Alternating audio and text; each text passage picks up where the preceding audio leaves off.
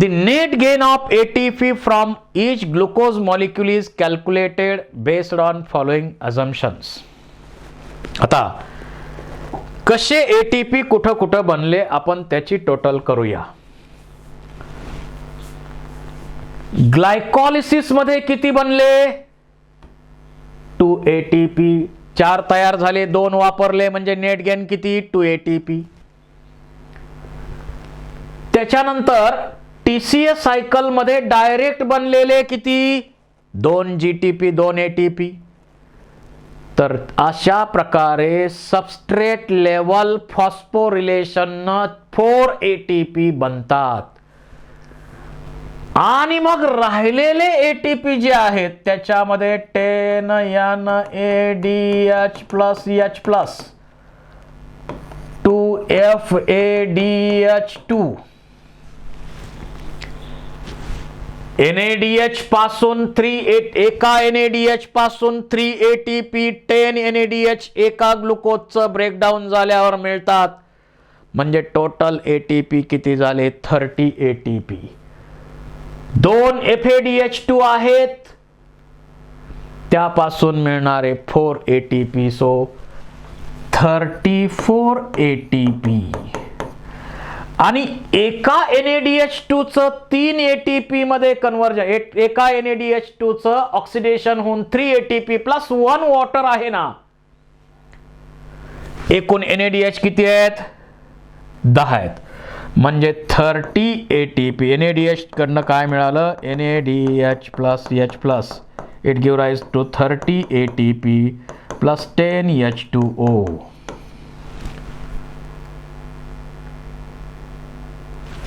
त्याबरोबर 2 FADH2 चा विचार केला तर 4 ATP प्लस 2 H2O. आता बॅलन्स शीट तुम्हाला देताना 34 ATP ETS च्या मार्फत ऑक्सिडेटिव्ह फॉस्फोरिलेशन बनतात. हे क्लिअर आहे. मग ATP generated by mitochondria as to cytoplasm असं म्हटलं तर 19:1 असा रेशो येईल. ATP generated by ETS as to SLP substrate level phosphorylation असं म्हटलं तर 34 किती झाले? 4 म्हणजे 17:1 रेशो असा येईल. वॉटरचं बॅलन्स शीट आपल्याला विचारलं जातं. TCA सायकल मध्ये एका सायकल मध्ये 4 वॉटर मॉलिक्यूल वापरले, 2 ठिकाणी रिलीज झाले, 2 रिलीज होतात. 4 वापरले गेले आणि 1 रिलीज झाला एका वेळी. अशा प्रकारे 4 वॉटर मॉलिक्यूल TCA मध्ये वापरले जातात, 1 रिलीज होतो. ही प्रोसेस एका ग्लुकोज साठी किती वेळा होते? 2 वेळा होते. म्हणजे 8 वापरले आणि 2 रिलीज झाले. 8 वापरले, 2 रिलीज झाले. मग ते 2 रिलीज झालेले 2 वॉटर मॉलिक्यूल आणि हे 10 झाले की नाही? 10 आणि 2 12. 12 झाले. हे 12 आणि 2 14 water molecules are produced in aerobic respiration. 14 water molecule बनले. 10 NADH2 पासून NADH पासून 10 वॉटर मॉलिक्यूल, 2 FADH2 पासून 2 वॉटर, 10 2 12 आणि TCA सायकलच्या सेकंड रिॲक्शन मध्ये रिलीज झालेला एका वेळी 1 म्हणजे 2 वेळा होते प्रोसेस म्हणून 2 water molecule. 14 water molecule release होतात. आता इथं ETS मध्ये जे वॉटर रिलीज होतं ते मेटाबॉलिक वॉटर आहे. ते मेटाबॉलिक वॉटर आहे. परंतु वापरले किती? एका वेळी TCA मध्ये 4, 2 वेळा प्रोसेस एका ग्लुकोज साठी होते म्हणजे 8 वापरले. 14 बनले, 8 वापरले म्हणजे नेट गेन राहिला 6H2O. तुम्हाला वॉटरचा बॅलन्स शीट करायला सांगितला तर लक्षात असू द्या. वॉटरची बॅलन्स शीट इथं दाखवता येईल तुम्हाला. ATP balance sheet. ATP balance शीटचं बघा, ग्लायकॉलिसिस मध्ये 4 तयार झाले, 2 वापरले, त्यामुळं नेट गेन 2 एटीपी आहे. ऑक्सिडेटिव्ह फॉस्फ म्हणजे इथं आता टीसीए सायकल मध्ये 2 जीटीपी 2 एटीपी आणि राहिलेले 34 जे आहेत त्यापैकी 10 NADH give rise to 3 ATP, 3 per NADH, that is 30 ATP and 10 water molecules, while 2 FADH2 give rise to 4 ATP and 2 water molecules. 34 ATP oxidative phosphorylation मिळतात. अशा प्रकारे ATP मॉलिक्युल्स इथं मिळतात. आता या ॲरोबिक रिस्पिरेशन आणि एनारोबिक रिस्पिरेशनची इफिशियन्सी विचारात घेऊ आपण. एकूण एका ग्लुकोज मध्ये एनर्जी किती आहे? 686 किलो कॅलरी. एका एटीपी ची व्हॅल्यू किती आहे? 7.3 to 7.5 किलो कॅलरी. मग एका ग्लुकोजचं ब्रेकडाऊन झालं तर किती एटीपी बनतात? 38 एटीपी बनतात. म्हणजे काय झालं मग? 38 into 7.3. काय येतं? बहुतेक आन्सर 274.4 किंवा 275 च्या आसपास येतं. म्हणजे एकूण इफिशियन्सी काय झाली तर 40% फक्त झाली. आणि एनारोबिक रिस्पिरेशनची इफिशियन्सी फक्त 2.1% एवढीच आहे. म्हणजे 40%च एनर्जी ग्लुकोजची एटीपी बनवण्यासाठी आपण वापरू शकतो. Remaining 60% energy is lost in the form of heat which is used to regulate the body temperature. आपल्या बॉडीचं टेम्परेचर कॉन्स्टंट मेंटेन करायचं आहे की नाही, त्याच्यासाठी हीट प्रोड्यूस केली पाहिजे की नाही, तर त्यासाठी ही हीट वापरली जाते.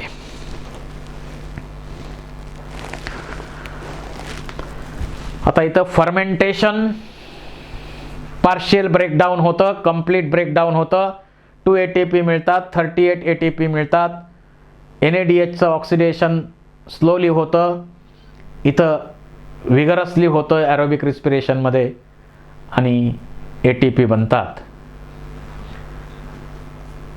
आपण जर विचार केला ॲम्फिबोलिक पाथवे, रिस्पिरेशन प्रोसेसला आपण ॲम्फिबोलिक म्हणतो, तसा विचार केला तर respiration process is a example of catabolism. That means complex compounds are broken down into simple form. ब्रेकडाऊनच होतं इथं. म्हणजे ग्लुकोजचं ब्रेकडाऊन होतं हे आपण स्टडी केलंय. फॅटचं ब्रेकडाऊन फॅटी ऍसिड ग्लिसरॉल नंतर फॅटी ऍसिडचं ऍसिटिल कोए मध्ये होतंय. Glycerol converted into PGAL and enters the pathway. Proteins are degraded by protease into amino acids. Each amino acid after deamination enters in pathway. Krebs cycle च्या reaction मध्ये entry करणार. So it is the substrates. These are the substrates. These are the substrates used in respiration. मग carbohydrate असतील, protein असतील, fats असतील, हे वेगवेगळ्या पाथवेच्या वेगवेगळ्या ठिकाणी, जसं एखाद्या ठिकाणी आपण रनिंगची स्पर्धा लागली, कोणी इथून जॉईन होईल, कोणी त्याच्या पुढे गेलं की थोडं जॉईन होईल, पुढे गेलं जॉईन होईल, पण सगळे जॉईन होणार त्या स्पर्धेमध्ये. तसं आणि या प्रोसेसमध्ये अनेक जे TCA सायकलचे अमिनो ऍसिड्स असतील किंवा कंपाऊंड्स असतील, ते अमिनो ऍसिड किंवा protein एनाबॉलिझम. This pathway is also helpful in anabolism. and catabolism. So it is called as amphibolic. रिस्पिरेशनची प्रोसेस कॅटाबॉलिझम मध्ये पण भाग घेते, अनॅबॉलिझम मध्ये पण भाग घेते, म्हणून त्याला आपण काय म्हणतो? Amphibolic pathway.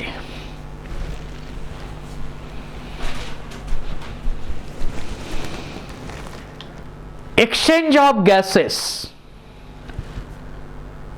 प्लांट मध्ये एक्सचेंज ऑफ गॅसेसची प्रोसेस दोन पद्धतीनं होते.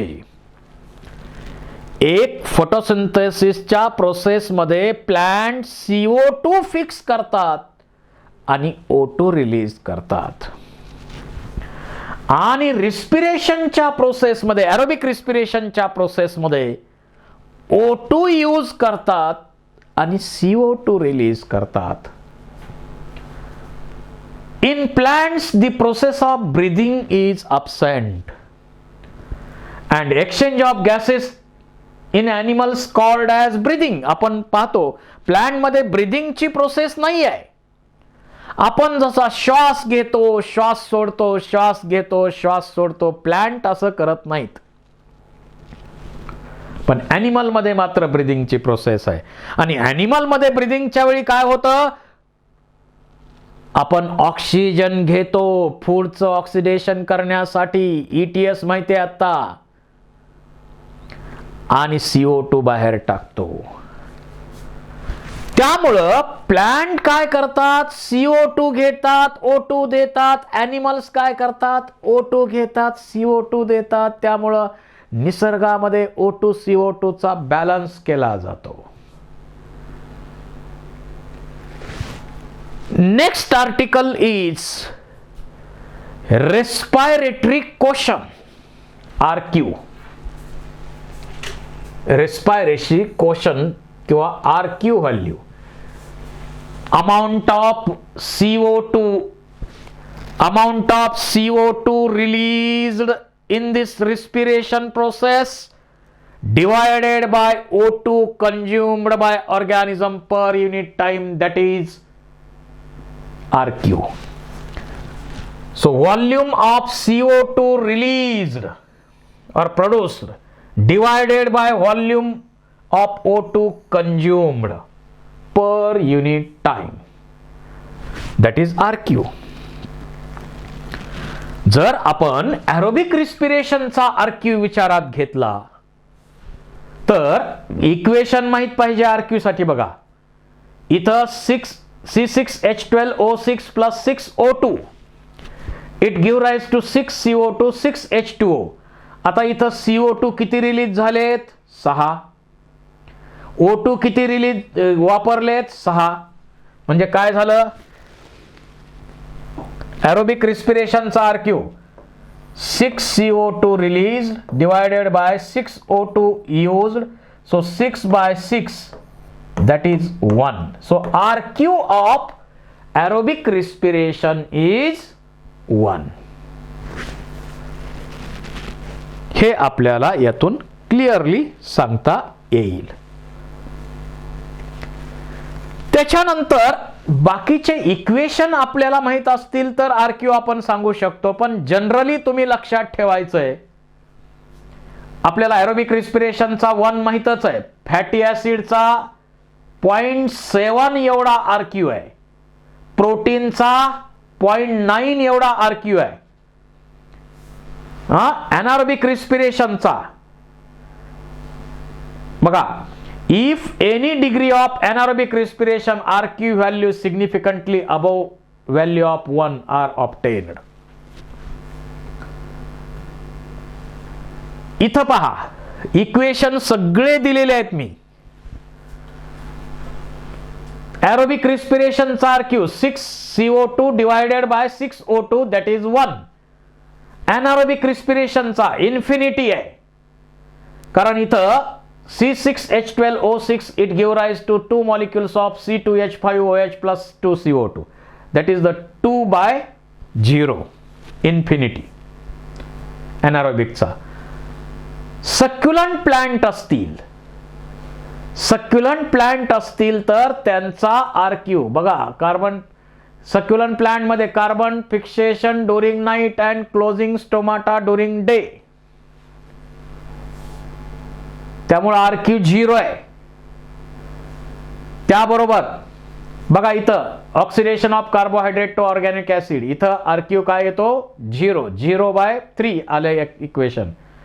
त्यानंतर maturing fatty acids organic acids यांचा आरक्यू 1 पेक्षा जास्त असतो. फॉर एक्झाम्पल पहा इथं ऑर्गॅनिक ऍसिड घ्या, याचा आरक्यू 1.33 म्हणजे मॅलिक ऍसिडचा आरक्यू 1.33 आहे, ऑक्झॅलिक ऍसिडचा 4 आहे, सक्सिनिक ऍसिडचा 1.14 आहे.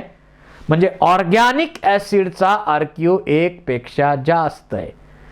1 कोणाचा एरोबिक रिस्पिरेशनचा, इन्फिनिटी कोणाचा एनारोबिकचा, 0 कोणाचा सक्युलंट प्लांटचा,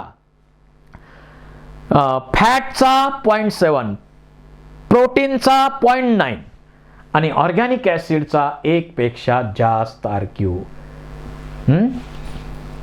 पहा इथं इक्वेशन दिलेले आहेत, त्यावरून तुम्हाला काढता येऊ शकतं. Last, significance of respiration. Respiration is energy releasing process. या प्रोसेस मध्ये कॉम्प्लेक्स ऑर्गॅनिक कंपाऊंडचं ब्रेकडाऊन सिंपल फॉर्म मध्ये केलं जातं आणि एनर्जी रिलीज होते. एटीपी बनवण्यासाठी एनर्जी वापरली जाते आणि ATP is a simple usable biological form of energy. आणि हीच एनर्जी मग ग्रोथ आहे, डेव्हलपमेंट आहे, रिप्रोडक्शन आहे, इतर मेटाबॉलिक ऍक्टिव्हिटीज असतील त्यासाठी वापरली जाते. जी energy is also used in synthesis of protein, fats, pigments, tannin, alkaloids, vitamins वगैरे यासाठी पण वापरली जाते. The intermediate compounds formed in the glycolysis Krebs cycle are used in cellular metabolism such as nitrogen metabolism, fat metabolism etcetera. Aerobic respiration मध्ये O2 use केला जातो, CO2 release केला जातो. प्लांट काय करतात, CO2 फिक्स करतात, O2 रिलीज करतात. So it helps to balance the O2 CO2 in atmosphere.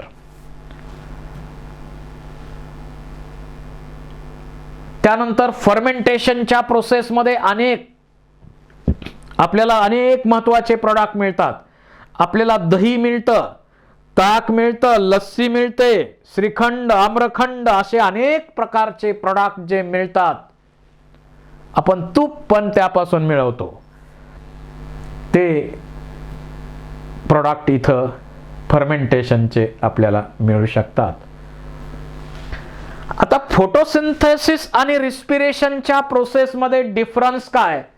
Photosynthesis is example of anabolism, respiration is an example of catabolism. Photosynthesis मध्ये CO2 वॉटरचा उपयोग करून लाईट एनर्जीचं कन्व्हर्जन केमिकल एनर्जी मध्ये केलं जातं. रिस्पिरेशन मध्ये फूडचं ब्रेकडाऊन करून सिंपल फॉर्म मध्ये एटीपीच्या फॉर्म मध्ये एनर्जी मिळवली जाते. फोटोसिंथेसिस ही एनर्जी ट्रॅपिंग प्रोसेस आहे, रिस्पिरेशन ही एनर्जी रिलीजिंग प्रोसेस आहे. फोटोसिंथेसिसचा रेट 10 पटीने आहे, रिस्पिरेशनचा 10:1 असा रेशो आहे फोटोसिंथेसिस रिस्पिरेशनचा.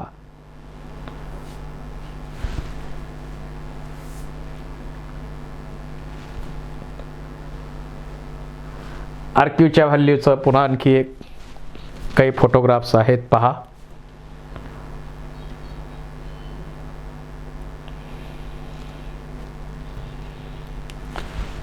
शेवटी थँक यू व्हेरी मच.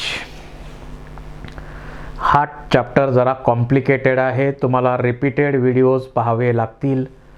काही डाऊट असतील तर तुम्ही मला कॉन्टॅक्ट करू शकता. व्हॉट्सअपवर तुम्ही माहिती मला पाठवू शकता. परंतु फोटोसिंथेसिस आणि रिस्पिरेशन हे जरा कॉम्प्लिकेटेड चॅप्टर्स आहेत. हे रिपीटेड तुम्हाला व्हिडिओ पाहून याची तयारी करावी लागेल.